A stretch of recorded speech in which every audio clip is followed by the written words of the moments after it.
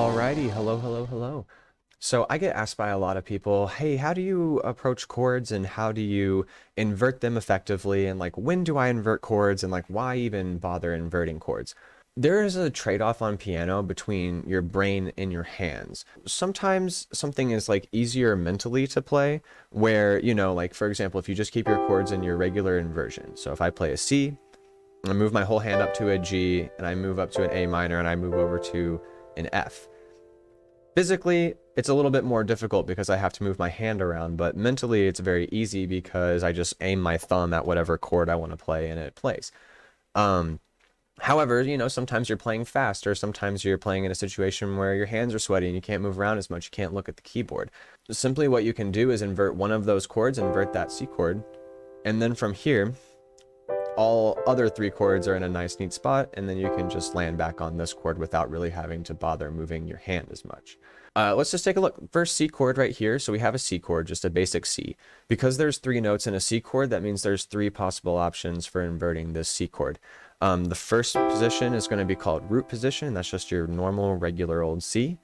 To invert it up, we're just going to take this C note right here and move it up an octave. So I'm going to play E with my thumb, G with my pointer, and then C with my pinky. So I have that first inversion. So root position, first inversion. Then if I want to invert it one more time, you simply take this E, move it up an octave to here. And then so I just go thumb, and I like to play pointer, pinky. So that's second inversion. We have three levels to this. So root position, first inversion, and then second inversion. And that's really all there is to it, because if you go up one more time, you're just back to your original inversion. So that's it for C. C, first inversion, second inversion.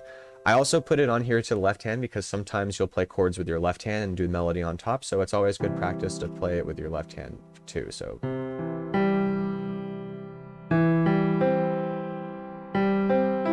those are the fingers I like to play.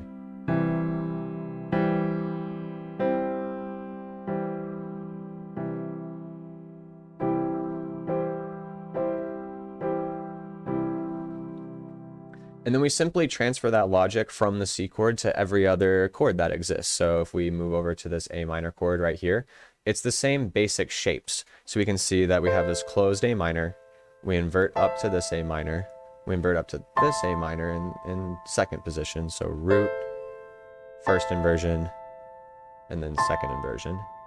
Same thing, left hand.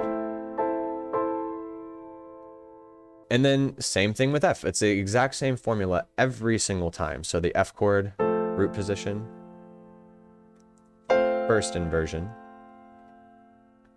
second inversion. And then we can just round this out with G. G, root position, first inversion, second inversion. What we have here is a classic, just simple pop chord progression, one of the most common chord progressions to ever exist. C, G, A minor, F.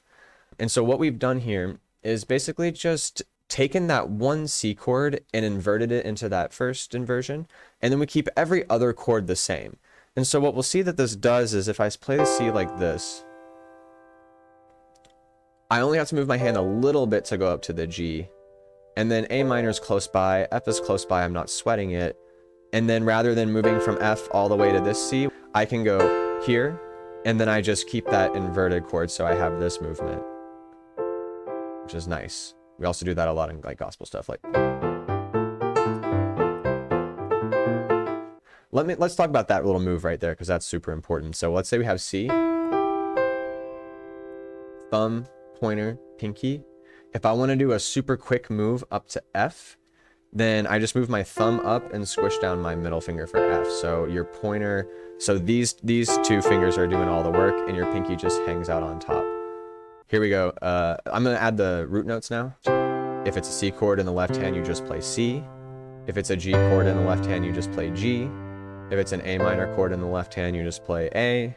And if it's an F in the left hand, you just play F. So just to play this again, C, G, A minor, and then F. Really, it's all about making that C a lot easier to play. Another classic maybe second level for this would be just like that minor chord progression, 6-4-1-5. We'll take the A minor and we're just going to do it normal. Then for F, we're going to do that first inversion, and all you have to do is just move your pinky up to get this F chord. So basically we have F, F, A, C, and we're just moving this F up top, that's all. So A minor, F. And then the C, we're going to do that in the second inversion, so thumb, middle, pinky. And then to go to the G chord, we just move these two notes down, and we just get on our regular root position G chord. Again, we'll start on the regular A minor. We'll invert up to F. We'll do the second inversion for C.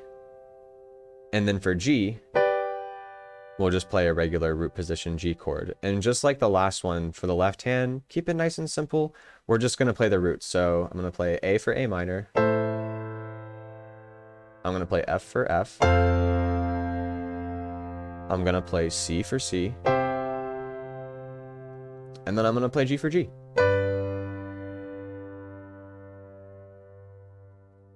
And that's it. To practice this, what I would do is first take all the chords that you're familiar with. So if you're, playing a lot of C minor chords, go through this little exercise of just inverting it up with your hands and just kind of get used to placing them. It may seem redundant, but oftentimes it's good to practice your chords with a metronome because, again, a lot of this stuff is mental. However, physically just plopping your fingers down on the notes properly is its own challenge. So what I like to do is get like a drum beat going at a nice manageable tempo. Let's try 90, basic beat. And then I'll start with the C chord. So we'll just go 1, 2, 3, 4, 2, 3, 4, 2, 3, 4, and then maybe I'll go back down to that one, maybe I'll go up to that one, it doesn't really matter. Another thing you can do is just add a little bit of rhythm to your exercises as well. That will honestly make you better at piano faster because everybody's piano weakness is their rhythm, mine included. So maybe we'll do eighth notes on this,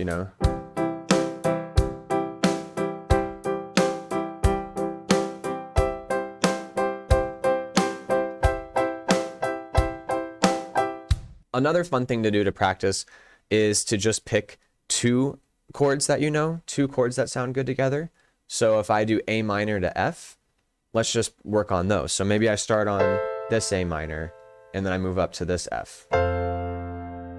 Okay, what if I start on this A minor? The easiest path up to F is simply just to move your thumb up to F right here. If you start on this A minor, it's the same basic idea. You're, instead of moving the top note up to F, you move your middle note up to F. So there's a lot of really common pathways between chords, and a lot of inversions will sort of fall into each other like that. So for example, C going up to F, C going up to F, and then C going up to F. I hope that helps, just basically give you something to practice, something to work on, and something to hopefully make this a lot easier going in the future. But yeah, just have fun with your inversions. It honestly helps, makes your life less difficult. Anyway, bye!